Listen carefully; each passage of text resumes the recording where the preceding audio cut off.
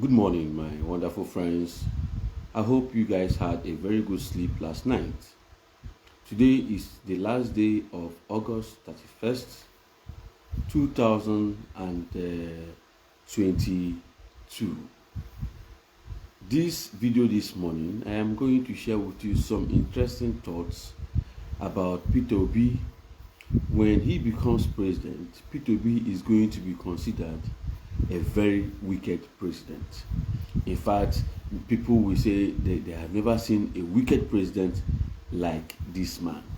How? How will Peter Obi be considered a wicked president? Thank you very much for joining me. My name is Chuks Ineh.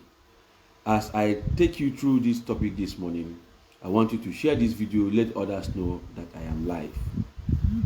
When Peter Obi becomes president, he is coming to be a change agent.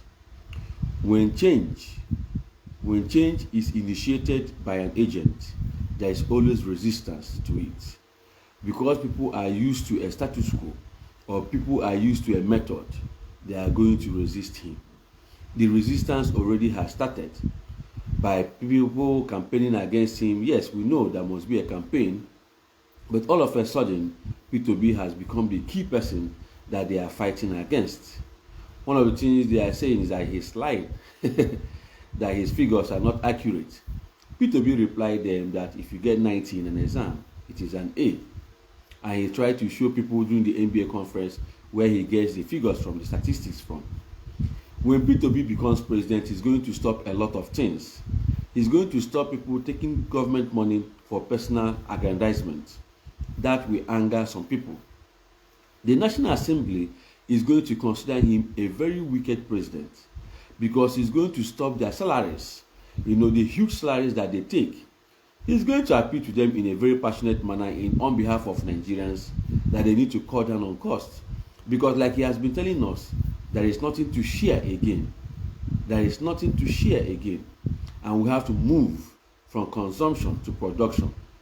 One of the key areas that Nigeria has been wasting their money, the key parties that are involved in consumption of our natural resources or our natural wealth is the National Assembly, both the Senate and the House of Rep. The amount of money these people are making inspires former governors to immediately go into the race to become a senator because of the lifestyle of our senators. Our senators live an expensive life. Their salaries, the entitlements, all the money they receive in a month is even more than that of a US senator. I keep asking myself, if a Nigerian senator will receive income more than that of his American counterparts, why can't a Nigerian lecturer receive the same?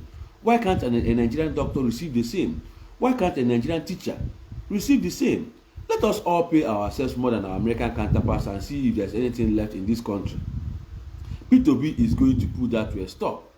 Just like in his time as governor of Anambra State, because he was saving money, cutting down costs, the Anambra State House of Assembly impeached him. Most likely that might happen. If it happens in the history of Nigeria, I know that the fear of the youth who are taking back their country will not allow the National Assembly to attempt to impeach Peter Obi because of the changes he's coming to make. These changes are necessary. Cutting down the cost of governance is not cutting down just the cost of the executive. No, Peter Obi intends to cut down the cost of governance for all. As the executive president of Nigeria, he can do that. He's going to review the budget. Of course, you cannot spend what you don't have. And you cannot borrow for consumption. That is the message he has been sharing during his campaign or during his outings, ministering to people. The National Assembly are going to, for the first time, feel the pain of Nigerians, the suffering of Nigerians, because if you don't want to go to the National Assembly to serve Nigeria or to make laws that will benefit the country, stay home. Go and do business. The National Assembly is going to be a non-profit venture for people that go in there, both House of Rep and the upper chamber. The same thing will apply to state House of Assemblies. It is a hard time that will stop the waste that we're incurring there. How many laws have they really made that impacted the lives of people? What really have they done? Many of them go there to sleep. Many of them don't contribute. They don't say a word. They are just silent observers. They will think that silence is the best answer for a fool. You were not sent to the House of Assembly to be silent. You were sent there to go and make laws and check the government and improve the life of Nigerians. Peter Obi will be considered a wicked president because he's going to make sure that contractors that do shoddy work will not go free. He's going to make sure that people are held accountable for the services that they are providing for government. Contractors are going to feel it because they are not going to pad the job. He knows that there is a way to calculate the construction of a road or construction of any project. And so all these contractors that are used to stealing money from government and giving 10%, P2B is not interested in anybody's 10%, and so therefore they are not going to have the same opportunity that they used to and do any kind road, do any kind building, and then go away with it with billions of naira. And that group of people that are going to say that P2B is wicked are those in the oil sector, beneficiaries of the subsidy, beneficiaries of the loopholes, all those that are stealing Nigerian resources, Nigerian crude oil, pocketing this money into their pockets. P2B is going to block those loopholes that they will not have the opportunity to steal Nigerian crude oil again and make Nigerians to suffer. These people will say that P2B is a wicked president. Many people who are in the Civil Service Commission also are going to say that P2B is wicked because P2B is going to make sure that you're productive. You cannot just sit at home and not do the work. You cannot just come to work and do nothing and expect to be paid. They are going to employ the best of human resource managers to make sure that Nigeria Civil Service Commission are more productive. I bet you the customs are not exempted. The customs are going to say P2B is wicked because it's going to make sure that the money they collect from illegal means are not going to enter into their pockets again. P2B is going to make sure that the customs do the right thing and that all those smuggling that are done at the borders are put to a stop, and that even things are computerized to the extent that if a customs should check you on the road, all he needs to do is enter something on the phone or a tablet or an app, and then they don't need to take any money from anybody. The police will say that P2B is wicked because P2B is going to stop them from collecting money on the road. Maybe there might be a new system of checkpoints.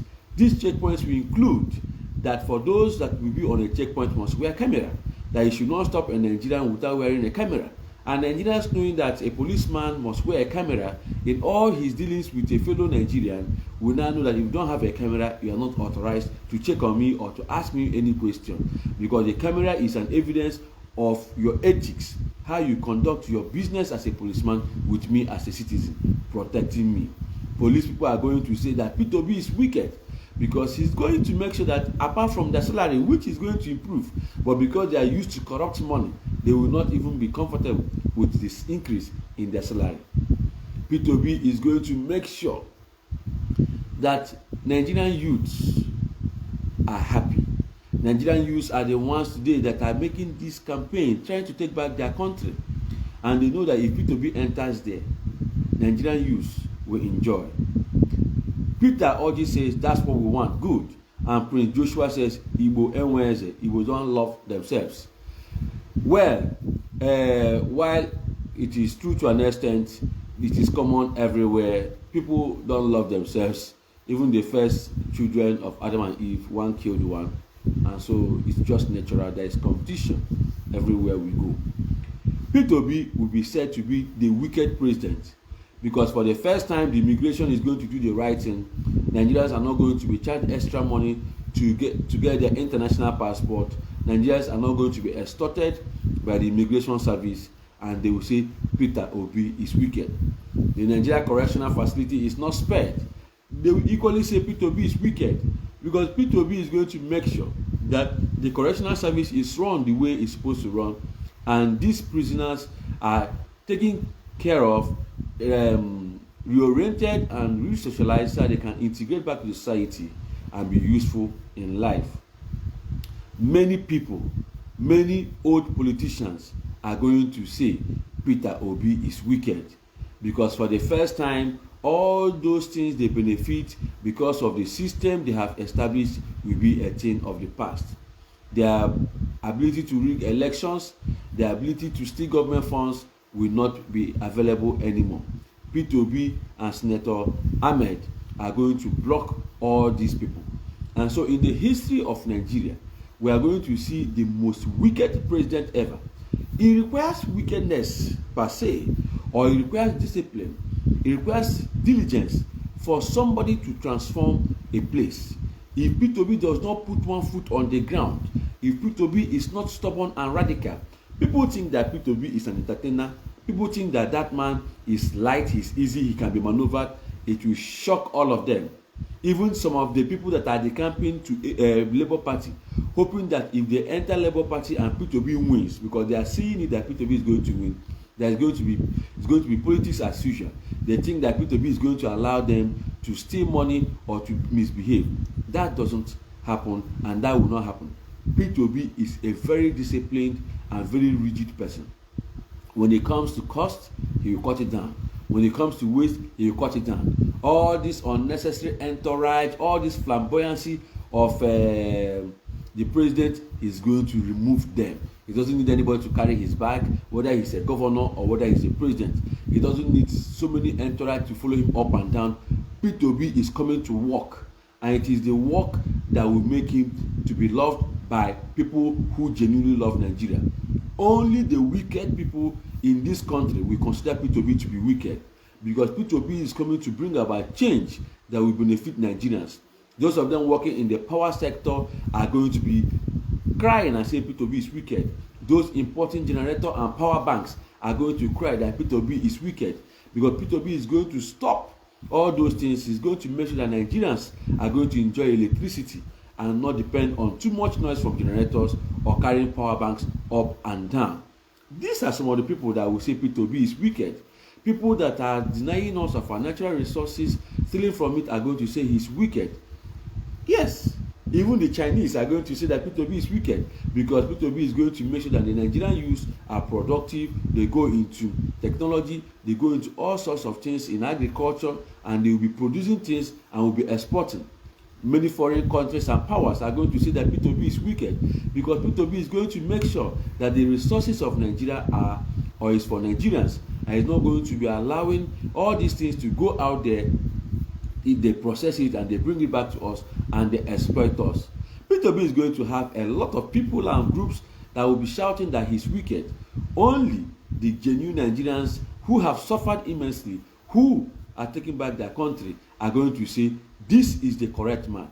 This man is God sent. Because of him, we are better.